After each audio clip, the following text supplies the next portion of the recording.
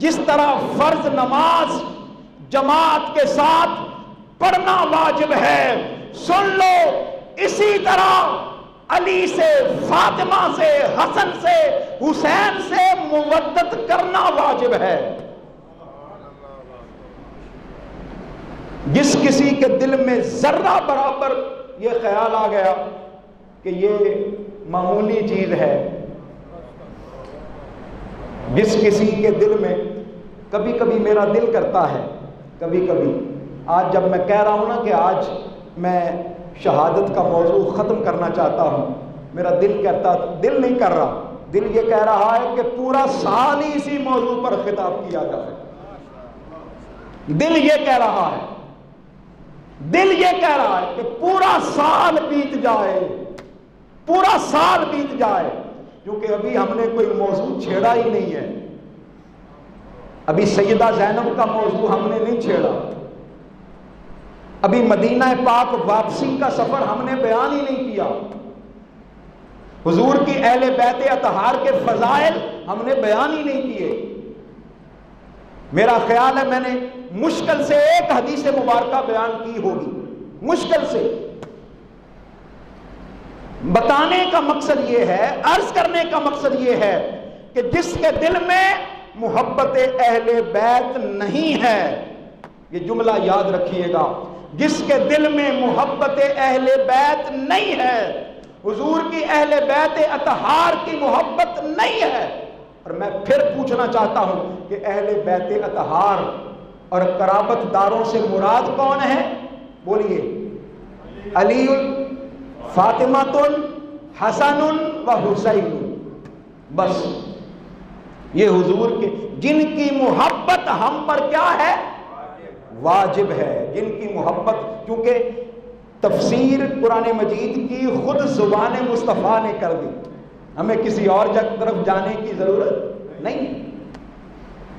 ان کی محبت واجب ہے، اور اگر کسی کے دل میں ان کی محبت نہیں ہے، ان کی مودت نہیں ہے، اس کی نماز کا بھی اعتبار نہیں، اس کے روزے کا بھی اعتبار نہیں ہے، اس کی عبادت کا بھی اعتبار نہیں ہے، اس کی تبلیغ کا اعتبار بھی نہیں ہے، اس کے جبے اور کبے کا بھی اعتبار، اس کی ٹخنوں سے اوپر شلوار کا بھی اعتبار نہیں ہے، اس کی بڑی دستار کا بھی اعتبار نہیں ہے۔ جس کے دل میں محبت اہل بیت نہیں ہے، اس کی کسی چیز کا اعتبار نہیں ہے۔ بھئی کسی کو میری اس بات پر اعتراض ہے تو پوچھ سکتا ہے، میں بعد میں بھی موجود ہوں گا، پوچھ سکتا ہے، بات کر سکتا ہے۔ وجہ کیا ہے؟ وجہ یہ ہے کہ خانوادہ مصطفیٰ نے کربلا کے میدان میں وہ تاریخ رقم کی ہے۔ میں پھر کہنا چاہوں گا، خانوادہ مصطفیٰ نے، امام حسین پاک نے وہ تاریخ رقم کی ہے، وہ تاریخ رقم کی ہے کہ جس تاریخ کی مثال حضور کی امت میں تو کیا پہلی امتوں میں بھی نہیں ملتی، اور قیامت تک نہیں ملے گی، قیامت تک بولیے نہیں ملے گی، آپ کو ڈھونڈنے سے نہیں ملے گی۔ امام حسین جب مکہ پاک سے نکلے اپنے قافلے کے ساتھ، تو جیسا کہ میں نے پچھلے جمعہ المبارک عرض کیا، امام حسین 10 ذی الحج کو نکلے۔ کب بولیے؟ 10 ذی الحج کو۔ بڑی عجیب بات ہے، 10 ذی الحج کو یہاں سے نکلے اور 1 مہینے بعد 10 محرم کو کربلا کے میدان میں قربان ہو گئے۔ 1 مہینے کا عرصہ قربان ہو گئے۔ رستے میں 24 جگہوں پر امام حسین نے قیام کیا۔ کتنی جگہوں پر؟ 24 جگہوں پر امام حسین نے مختلف جگہوں پر قیام کیا۔ 14 بڑے مقامات پر امام حسین نے قیام کیا۔ 14۔ میں اگر ایک ایک مقام کو بیان کرنا شروع کر دوں تو میرا یہ خیال ہے کہ 1 سال تو اسی میں گزر جائے گا، اگر 14 مقامات کو بیان کرنا شروع کر دوں۔ اور پورے سفر کی رودات بیان کرنا شروع کر دیا، اور جہاں جہاں رکے اور جو جو خطبہ دیا وہاں پر، اور جس جس نے آ کر ملاقات کی امام حسین سے، یہ بھی ایک عجیب داستان ہے، عجیب داستان۔ امام حسین سفر کر رہے ہیں، یہاں تک کہ میں 2 جگہیں بیان کرنا چاہتا ہوں۔ شراف کا مقام آیا۔ کون سا مقام؟ شراف۔ وہاں پر یہ ایک ایسی جگہ تھی کہ جس کو آپ چوک کہہ لیں، کوفہ کے بعد ایک چوک تھا، وہاں پر حر بن یزید ریاحی، حر جو بعد میں لشکر حسین میں شامل ہو گیا تھا، 1000 کا لشکر لے کر وہ وہاں پہنچا۔ کتنا لشکر لے کر؟ 1000۔ وہ لشکر لے کر آ گیا، ظہر کی نماز کا وقت تھا، سب سے بڑی جو پرابلم ان کو تھی، پانی نہیں مل رہا تھا حر کو۔ امام حسین نے شہزادہ علی اکبر سے کہا، اے علی اکبر، یہ لشکر آیا ہے اور یہ دوست بھی ہے ہمارا، محبت کرنے والا ہے، پتہ نہیں اس کو کس نے کیا پڑھا دیا ہے، کوئی بات نہیں، پانی نہیں ہے ان کے پاس، اپنا پانی ان کو پیش کر دو، ہم پیاسے رہ لیں گے۔ اپنا پانی ان کو پیش کر دو، ہم کیا رہ لیں گے؟ پیاسے۔ ان کے جانوروں کو، ان کے انسانوں کو، 1000 کے لشکر کو امام حسین نے پانی پیش کیا۔ ظہر کی نماز کا وقت ہوا، ظہر کی نماز کا وقت، تو امام حسین نے شہزادہ علی اکبر سے کہا آذان پڑھو۔ آذان پڑھی گئی۔ ادھر تو آپ کو پتا ہے نا 72 تن تھے اور ادھر 1000 کا لشکر۔ جب آذان ہوئی تو حر علی اکبر کو یوں دیکھ رہا تھا، ہائے ہائے، ایسے دیکھ رہا تھا، حیران ششدر، اس کو سمجھ نہیں آ رہی تھی کہ یہ ماجرا کیا ہے، اتنے حسین چہرے، اتنے خوبصورت چہرے، شبیہ مصطفیٰ۔ شہزادہ علی اکبر نے جب آذان پڑھی، نماز کا وقت ہوا، امام حسین نے پیغام بھجوایا، حضرت عباس علمدار کے ہاتھوں پیغام بھجوایا، جاؤ حر سے پوچھو نماز ہمارے پیچھے پڑھو گے یا الگ پڑھو گے؟ نماز ہمارے، بولیے بھائی، پیچھے پڑھو گے یا الگ پڑھو گے؟ اب یہاں پر رک کر ایک بات کہنا چاہتا ہوں، رک کر بات کہنا چاہتا ہوں، امام حسین نے بھی مجبور کسی کو نہیں کیا کہ نماز ہمارے پیچھے ہی پڑھو، مجبور کسی کو نہیں کیا، حر سے بھی پوچھا نماز ہمارے ساتھ پڑھو گے یا اپنی الگ پڑھو گے؟ حر نے کہا جتنے حسین چہرے ہیں، جتنے پیارے چہرے ہیں، ارے شبیہ مصطفیٰ علی اکبر کی آذان سنی ہے، دل یہ چاہتا ہے کہ ظہر کی نماز آپ کے پیچھے پڑھے۔ حر نے اپنے پورے لشکر کے ساتھ، 1000 کے لشکر کے ساتھ نماز ظہر کی امام حسین کے پیچھے پڑھی۔ اتنی دیر میں پھر عصر کی نماز کا وقت ہو گیا، تو عصر کی نماز بھی انہوں نے امام حسین کے پیچھے پڑھی۔ 2 نمازیں، کبھی کبھی میں سوچتا ہوں کہ یہ حر کو اللہ پاک نے سیدھی راہ کیسے دکھا دی، وجہ کیا تھی، راز کیا تھا؟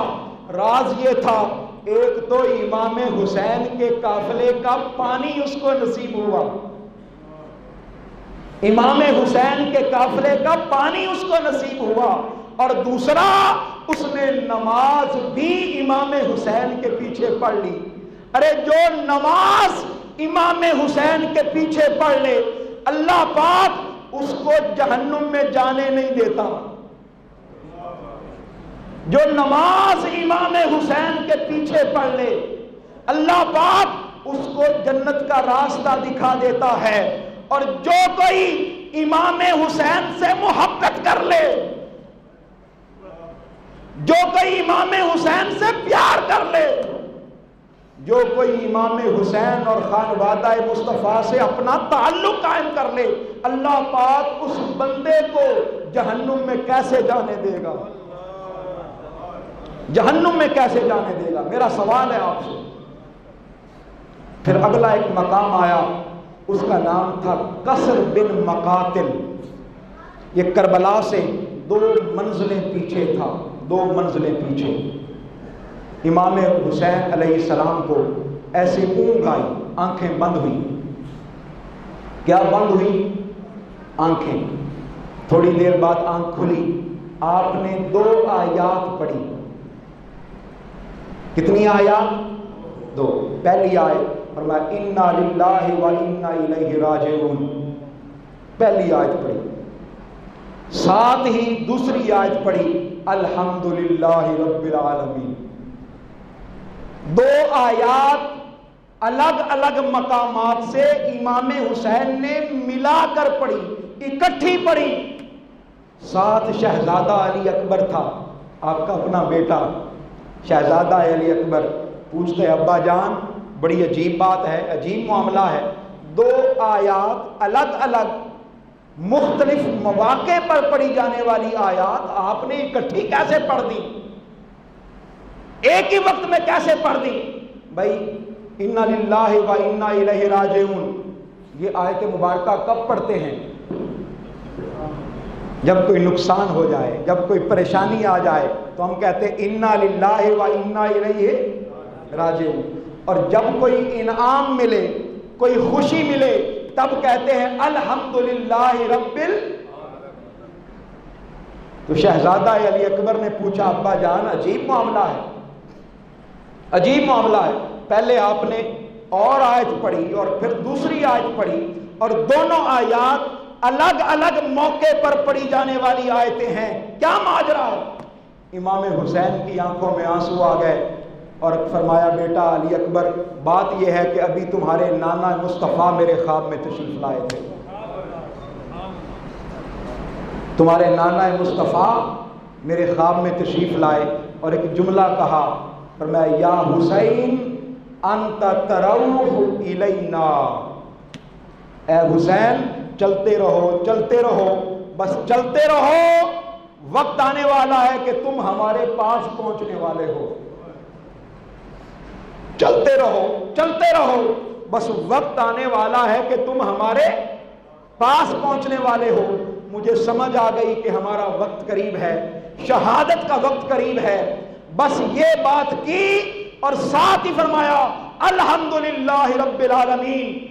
ابا جان ماجرا کیا ہے؟ پریشانی والی آیت بھی ساتھ پڑھی ہے اور انعام والی آیت مبارکہ بھی ساتھ پڑھی ہے۔ جواب دیا، فرمایا بیٹا شہادت تک پریشانی ہے اور اس کے بعد پھر محبوب سے ملاقات ہونے والی ہے، پھر انعام ہے اور خوشخبری ہے، پھر انعام ہے اور خوشخبری ہے، پھر ملاقاتیں ہیں، پھر سنگتیں ہیں، پھر محبوب کی بارگاہ میں حاضری ہے۔ 2 محرم الحرام امام حسین کربلا کے میدان میں پہنچ گئے۔ کب بولیے؟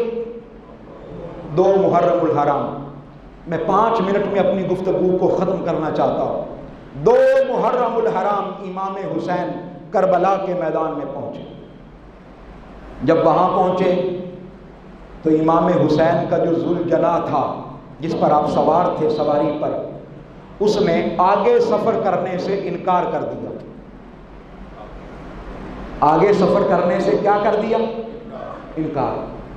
آپ نے بڑا زور لگایا کہ یہ آگے چلے، مدینے سے لے کر اب تک وہ رکا نہیں تھا، اس نے کہیں چلنے سے انکار نہیں کیا تھا، لیکن اب رک گیا۔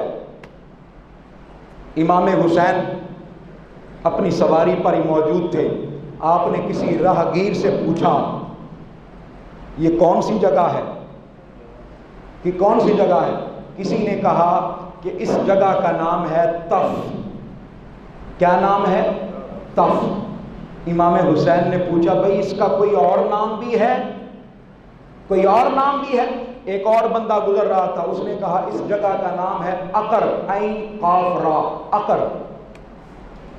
آپ نے فرمایا بھائی اس کا کوئی اور نام بھی ہے؟ ایک شخص اور گزر رہا تھا، اس نے کہا جی یقال لہا کربلا، کربلا۔ اس نے کہا اے امام حسین، اے قافلے والو، اس جگہ کا نام کربلا ہے۔ امام حسین فوراً اپنی سواری سے نیچے اتر آئے، فرمایا میرے بابا جان علی المرتضیٰ نے فرمایا تھا کہ ہا ہنا مناخ رحالہم و محراق دمائہم، یہ وہ جگہ ہے جہاں ان کی سواریاں باندھی جائیں گی۔ پوچھا یہاں کوئی قریب دریا بھی ہے، کوئی نہر بھی ہے؟ بتانے والوں نے بتایا چند 100 کلومیٹر پر، چند 100 گز کے فاصلے پر، یہاں سے چند 100 میٹر کے فاصلے پر یہاں سے نہر فرات ہے۔ امام حسین نے کہا بس ہماری منزل آ گئی، ہم نے یہیں پہنچنا تھا، ہم نے یہیں پہنچنا تھا، ہم نے یہیں آنا تھا، یہی جگہ ہمیں کھینچ رہی تھی، یہی منزل ہمیں پکار رہی تھی، یہی وہ کربلا ہے کہ جس کے بارے میں نے نانا مصطفیٰ سے سنا ہے، بابا علی المرتضیٰ سے سنا ہے۔ یہی وہ کربلا ہے، یہی وہ سرزمین ہے کہ جس کی مٹی میرے نانا کو لا کر دکھائی گئی تھی۔